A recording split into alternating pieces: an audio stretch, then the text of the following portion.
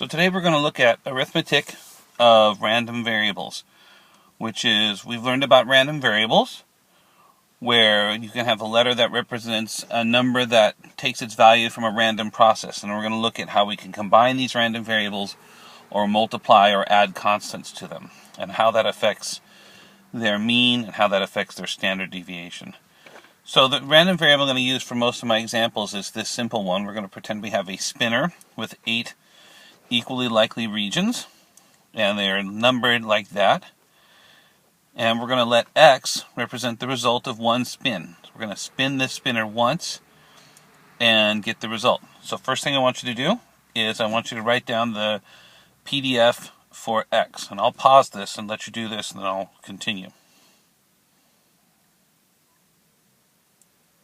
So hopefully you got something that looks like this. You might not have used this fancy notation. We have the 3 possible values, or rather the 4 possible values for x right there, and their probabilities. And that's the probability distribution function. That's what that stands for. It's a function that gives the probability of each different value for x. Next, I'd like you to compute, without using a special calculator function, the mean of x. What is the mean or the expected value of x? Okay, so this calculation looks like this. You multiply each value by its probability. You got 0 times 5/8, 1 times 1/8, etc.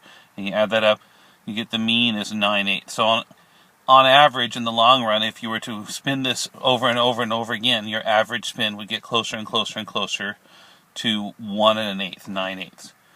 Last of all, I want you to use your calculators, and you're going to have to know how to do this. Use your calculator functions to get the standard deviation of x. You don't have to be able to do it by hand, but you should be able to enter these into 2 lists and get the standard deviation. So without going into details on how to do it on the calculator, don't want to do that in the video, you should get a standard deviation of 1.76. Now the first thing I want to look at is what happens if we add or subtract a constant to a random variable. So let's say that spinner is for some carnival game or something like that, and you have to pay $2 to play that game. And you spin the wheel, and the amount you spin is the amount you win. So here's my spinner again. What is your expected profit? Or another way of putting this, what's the mean profit you'll make? So notice you have to pay $2 to play this game. And what's the standard deviation of this profit? So let's talk about how we can get that from the summary statistics on the previous slide. What we're doing in effect is we are subtracting 2 from all the values on the wheel. Since you have to pay $2 to play the game, we're calculating the profit you make.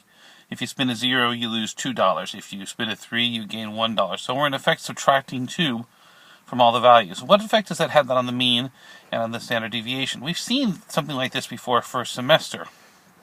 And the way we write this is we say profit is x minus 2, where x, if you remember, is the result of a spin. So this is how we write subtracting 2 from the random variable, just the way you would expect. You write x minus 2. So one way to picture why we get what we get is we can think of here's a histogram of x spinning the wheel. We have 5/8 chance of getting a 0, that's why this one's so tall, and then a 1 in 8 chance of getting a 1, 3, or 5. So that's what the histogram for x looks like. The histogram for the profit, of course, everything is just 2 less, because you have to pay $2 to play the game. It's x minus 2. So all of those gray bars slide over 2 spots. Well, that has an effect on the mean, of course. For the mean for x minus 2, you take the mean of x and you just subtract 2 from it. Everything here has just bumped over 2 spots, so the mean has gone down by 2. So that means the mean, if you remember from the previous slide, was 9/8. So 9/8 minus 2 is negative 7/8. So you would actually lose, on average, 7/8 of a dollar per play if you're to play this many, many times. Not a good idea. What about the standard deviation? Well, the spread of the gray bars if you look at the gray bars, and the spread of the blue bars are exactly the same. They haven't changed the spread at all. So when you add or subtract a constant to a random variable, and we've seen something like this from last semester when we were talking about summary statistics, it has no effect on the standard deviation. So the standard deviation of x minus 2 is just the same as the standard deviation of x, which was 1.76. So when you add or subtract a constant, the mean is affected. That's the measure center. The standard deviation is not affected. It stays exactly the same as it was before. Now next is multiplying. And again, we did something like this first semester with summary statistics. What if we multiply by a constant? So let's say we take our spinner and say we multiply all the values by 3. We're going to triple all the values.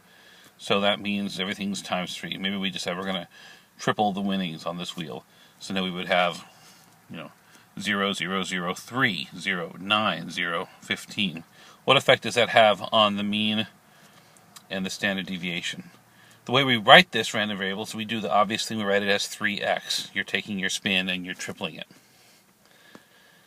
The new mean and the standard deviation are like they were first semester. When you multiply by a constant, both the mean and the standard deviation are multiplied by that constant. So the mean of 3x is just 3 times the mean of x, and the standard deviation of 3x is 3 times the standard deviation of x. So when you multiply, both the mean and the standard deviation are affected by the multiplication, whereas we saw with the addition, only mean was affected, standard deviation remained the same. But interesting, however, and the important thing for what we do later in the semester, and we talked a little bit about this a couple days ago, but it's worth reviewing, is what happens if we combine independent random variables? What if we do the spinner twice and we add the results? This, of course, is not the same as doubling it. If I spin it twice and add, that doesn't give me the same thing as just spinning it once and multiplying by times 2. What will be the mean and standard deviation of the sum? So the way we write this sum is we just write it as x plus x. So this means get a value for it, spin it once, then spin it again, and then add the results. And you know that this x may be different than this x. The notation is a little weird because this is one spin and this is another spin. Well, the mean does what you'd expect. Not surprising, the mean of x plus x is the mean of x plus the mean of x. If you, on average, you win 9/8 of a dollar if you spin it once, or if on average you spin 9/8, then if you spin it twice on average and add it up, on average you'll get 18/8. So the mean does precisely what you'd expect it to do, mean x plus mean x. And you might expect the standard deviation to also do this predictable thing, standard deviations add. But actually that's not the case. That's totally wrong. Instead, and we talked about this, and I may prove why at some point if I have time in class, but for now you'll just have to take it as a proven theorem, that it's not the standard deviations that add, it's the variance. Remember, the sigma squared, the square of the standard deviation is called the variance. And it turns out that when you add or subtract independent random variables, here we are adding, the standard deviations don't add, it's the variances that add. So what does this look like in practice when you do a computation? If I want the standard deviation of x plus x, what I do is I compute the variance using this formula, and then I square root it to turn it back into standard deviation. So it looks like this. The variance of x plus x, so here's the standard deviation of x from the very first slide. We have that number, we square it, and then we have standard deviation squared again. So I add those up, and I get 6.952, but that's the variance of x plus x. I want the standard deviation, and so I have to square root that, and I get 2.49, which is less than what you'd get if you simply added the standard deviations. It's a smaller number. Note, the notation here can be weird, because what I said before, when I write x plus x, this is two separate spins, and they may have completely different values. So x plus x is not the same as 2x when x is a random variable. x plus x means spin twice and add. 2x means spin once and then double. And they have very different probability distribution functions, and as we've seen, they have different standard deviations. So here is some practice problems, and I'm going to pause and let you work on it, and then I'll go through the answers up here. So the mean you should be able to compute without having to use a calculator function, although you can use a calculator function. The mean of x is 2 and the mean of y is 1.8. You should be able to use your calculator to calculate the standard deviation of each. Standard deviation of x happens to be 2. I didn't plan on that, just what I got. Standard deviation of y is around 2.08. So if you pay $1 to play each game, or to play x, then that means you're getting the mean of x minus 1. So we know that we have to subtract 1 to get the new mean, so your average would be 1. But when we subtract 1, the standard deviation is unchanged, so the standard deviation of x minus 1 is still 2, as it was just for the standard deviation of x up here. If you play each game twice and add the results, so that's doing x plus y. That's this random variable right here, x plus y. So the means add. The means do what you would predict that they would do. But when we have independent random variables, it's the variances that add. So here's my computation. I square the standard deviation of x, I square the standard deviation of y, and add them together. And then I square root that, and that gives me the standard deviation of x plus y. So if I play and subtract, do x minus y, again the means do what you'd predict. You do 2 minus 1.8. But as I mentioned briefly in the last slide, the standard deviations never subtract. The variances still add. Even if you're doing x minus y, every time you do a new random thing, the amount of variance increases. It doesn't matter if you do a random thing and subtract the random value, or if you do a random thing and add the random value, the amount of variation always increases because you're doing more and more random stuff. So this variance of x minus y is the variance of x plus the variance of y. And so, of course, this is the same computation as above. So we're going to get 2.86. One last comment. I keep talking about independent random variables. What does that mean? What would it mean for a random variable to be independent versus dependent?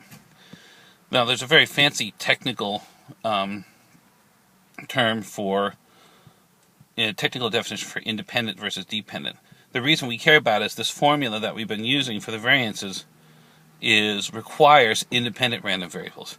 And most of the time, independence, we just understand it intuitively. If I roll a die, then roll a second die, those results are independent of each other. If I roll a die, then roll the same die again, those results are independent of each other. The die doesn't remember.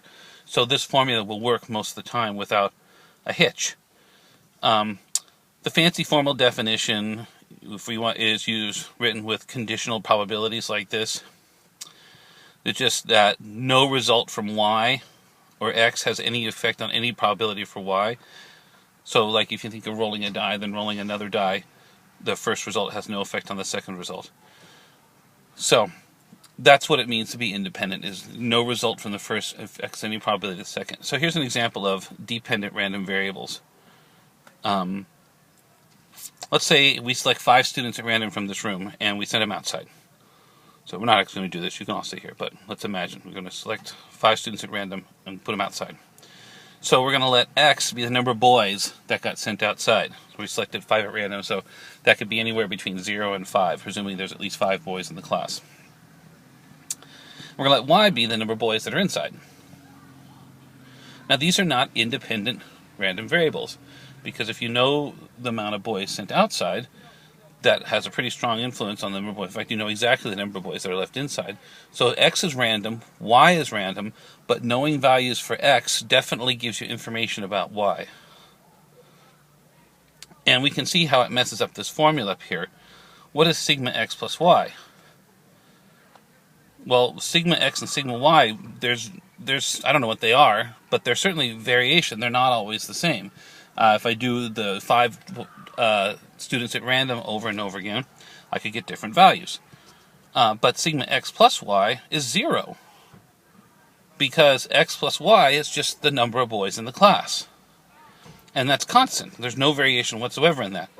So sigma x plus y, there's no standard deviation. The standard deviation is 0. It never changes x plus y. So that's the end of this video. Thank you for listening.